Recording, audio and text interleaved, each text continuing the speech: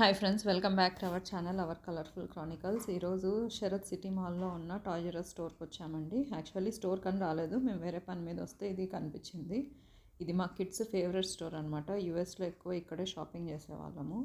ఇది వచ్చి 1948లో Charles P Lazarus అనే ఆయన స్టార్ట్ చేశారు. ఒక బేబీ ఫర్నిచర్ స్టోర్ లాగా వాషింగ్టన్ డీసీలో స్టార్ట్ చేసి ఇంత పెద్ద అవుట్లెట్కి ఇది స్టార్ట్ చేశారనమాట ఆయన. బట్ అన్ఫార్చునేట్లీ 2017లో లాసెస్ వచ్చి అది క్లోజ్ చేశారు యూఎస్లో. మరి ఇండియాలో రీసెంట్గా రీలాంచ్ చేశారు.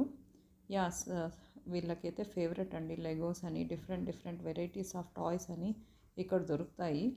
మేమైతే పిల్లలకు కావాల్సినవి ఇంపార్టెంట్వి అన్నీ ఇక్కడ తీసుకునే వాళ్ళం యూఎస్లో. మాకైతే ఈ స్టోర్ బాగా ఐడియా ఉంది. బట్ ఇండియాలో అయితే ఇది ఫస్ట్ టైం విజిట్ చేయడము. మా వాడైతే సూపర్ ఎక్సైటెడ్గా ఉన్నాడు స్టోర్ చూడంగానే వచ్చి చూడాలని.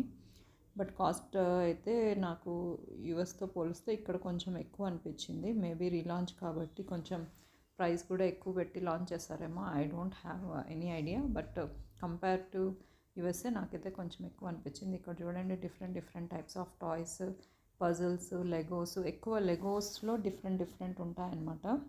చాలా బాగుంటాయి. కిడ్స్కి కొంచెం మనం వాళ్ళు ఏదైనా ఎంగేజ్ చేయాలి టీవీ చూడకుండా అన్నప్పుడు ఇలాంటి టాయ్స్ ఇస్తే వాళ్ళు గమ్మున కూర్చొని అవి పజిల్స్ కానీ ఇవి చేసుకుంటుంటారనమాట.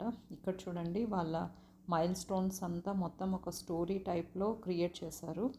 ఎప్పుడు స్టార్ట్ అయింది, ఎన్ని అవుట్లెట్స్ ఎప్పుడు స్టార్ట్ అయ్యాయి అని మొత్తం డీటెయిల్స్ అన్నీ ఉన్నాయి ఇక్కడ. మా వాడైతే చూస్తున్నాడు అనమాట.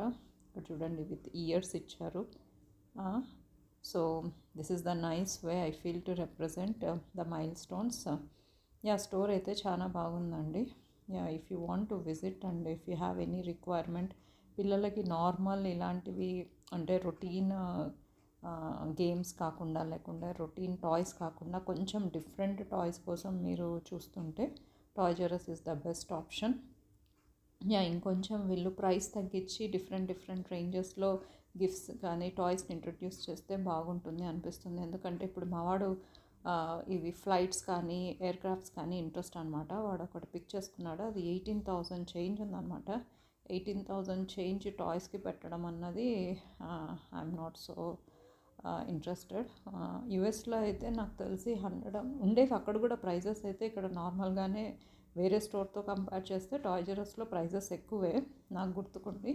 ఎందుకంటే లాస్ట్ మేము 2017-16లోనో పర్చేస్ చేసాము. ఆ తర్వాత స్టోర్ క్లోజ్ అయింది కాబట్టి వాల్మార్ట్లో తీసుకునే వాళ్ళం.